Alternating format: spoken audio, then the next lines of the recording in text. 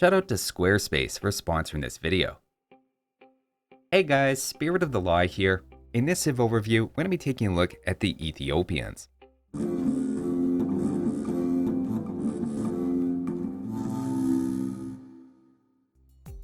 On its face, this is a very straightforward archer civilization, doing particularly well in the early game, where a few of their bonuses synergize nicely, making them consistently one of the best archer civs.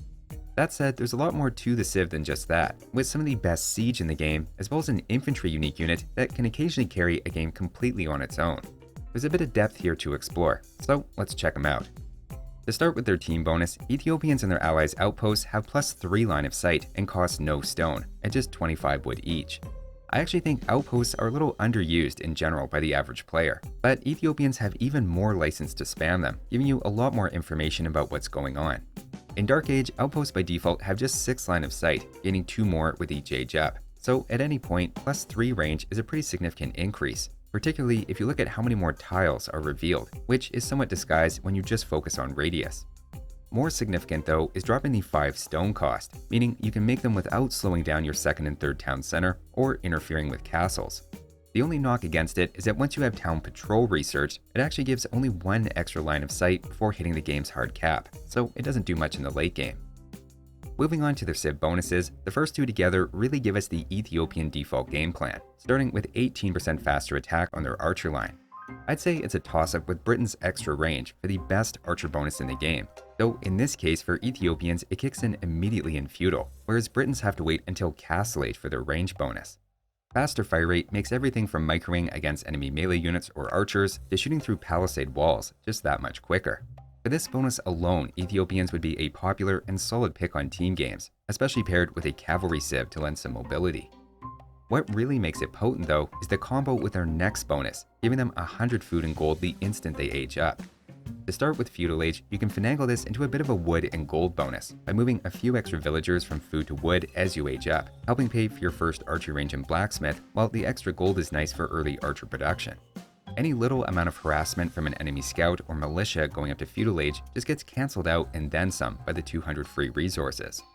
Hitting castle age, I find it's again just as impactful, as at that point you have crossbow, bodkin arrow, and ideally bow saw to pick up early, where 200 resources again just makes that a lot smoother, giving an advantage that can compound.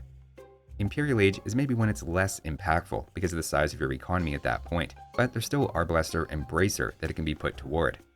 The end result is Ethiopians combine a consistent power spike in each age for archers alongside the staying power of extra DPS, which is a combo that makes them dangerous on open maps.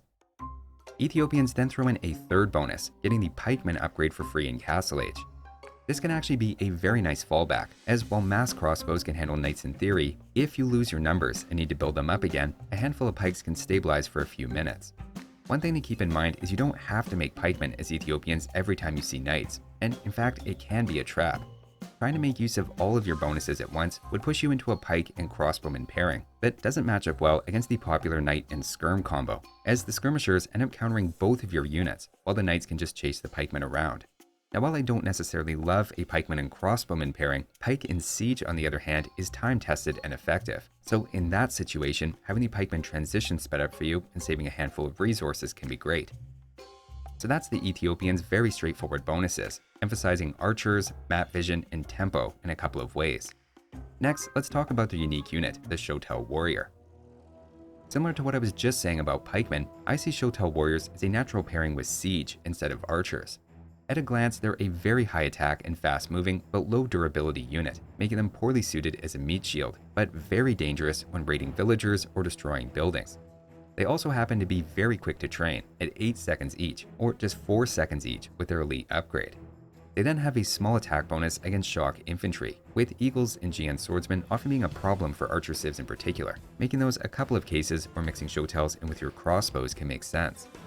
Even outside of those matchups though, they're actually decent in melee, being able to hold their own against knights for example, even without a unique tech, though with their castle age unique tech, they're almost a hard counter.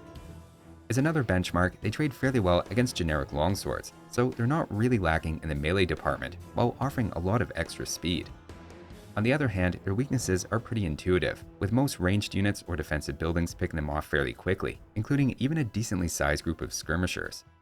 The most effective use of the unit is naturally then when combined with rams or, in theory, siege towers, particularly if you can hide that from your opponent as you prepare it. It's a pairing that largely negates the Shotel's weakness to arrows, while being able to pop out and deal massive damage at a moment's notice. It might sound gimmicky, but especially if opponents are anticipating archers or have gone into knights and you have your Castle Age unique tech, it's a nice surprise weapon for a quote archer civ.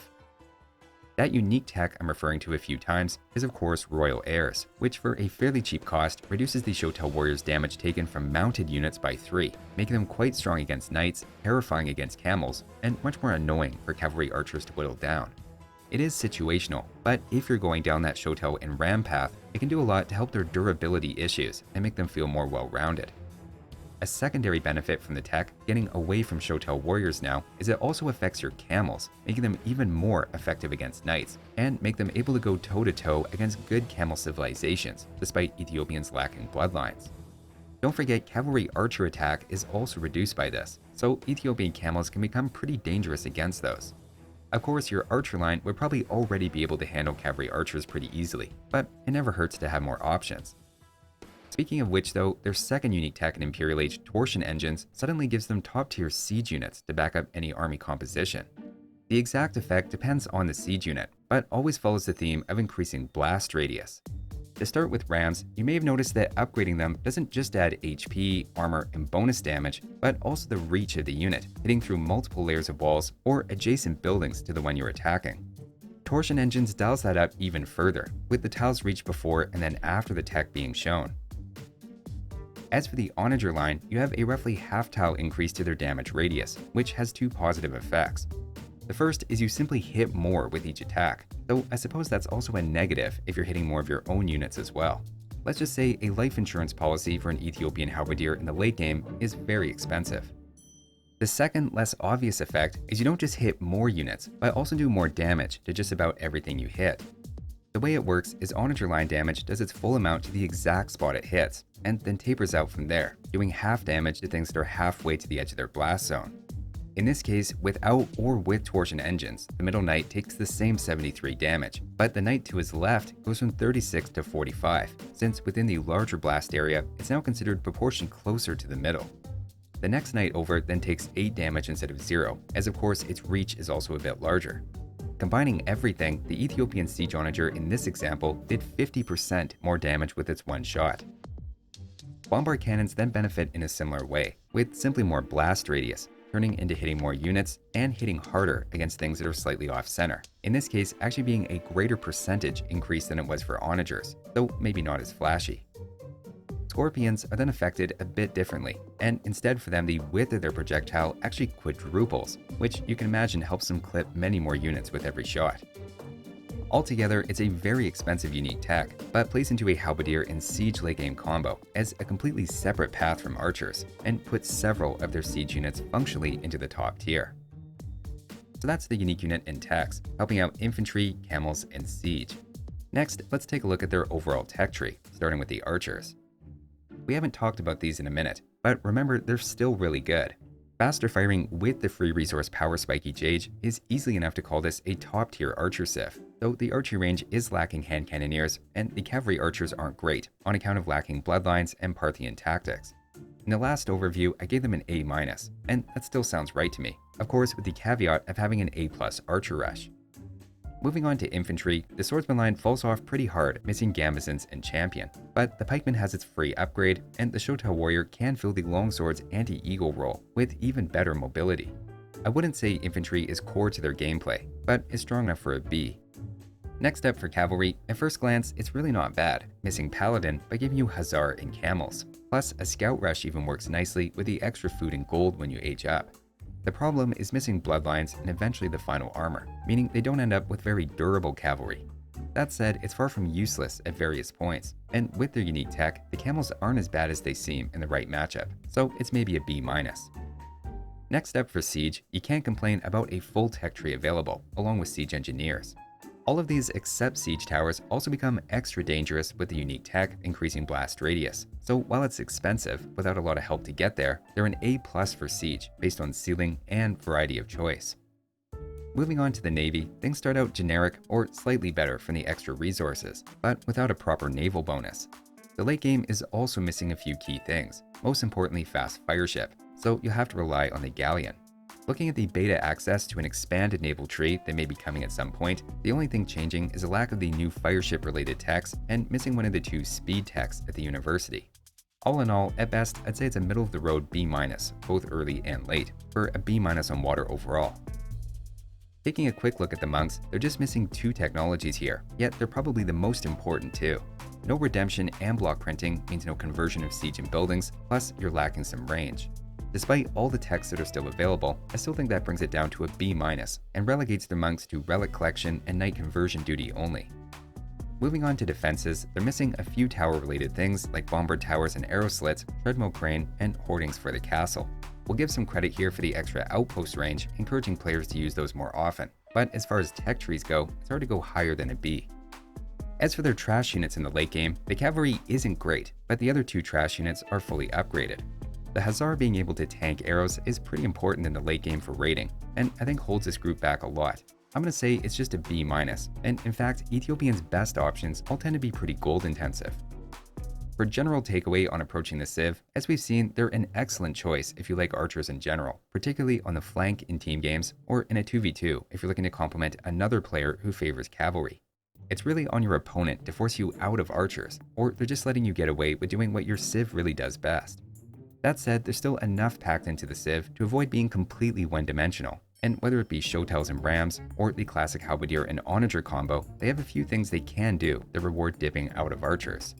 The Civ is admittedly a bit micro-dependent though in general, as a lot of their units are kind of glass cannons, between archers, Shotels, siege, and extra squishy cavalry. If you look away for a moment, they're a Civ that can lose a lot of units quickly. They're a lot like the glassware I've been selling through my new business Spirit of the Vase. It looks great at a reasonable price, but like Ethiopian units, it just isn't big on durability. That doesn't stop business from booming though, thanks to a great website made with this video's sponsor, Squarespace.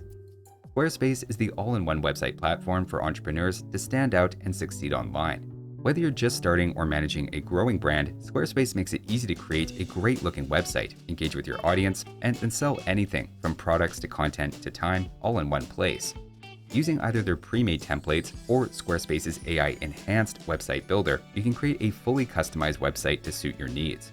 It's perfect for building an online presence for a physical business or starting an online store using their built-in tools for inventory and shipping, with plenty of analytics to give you insight about your website's traffic and sales.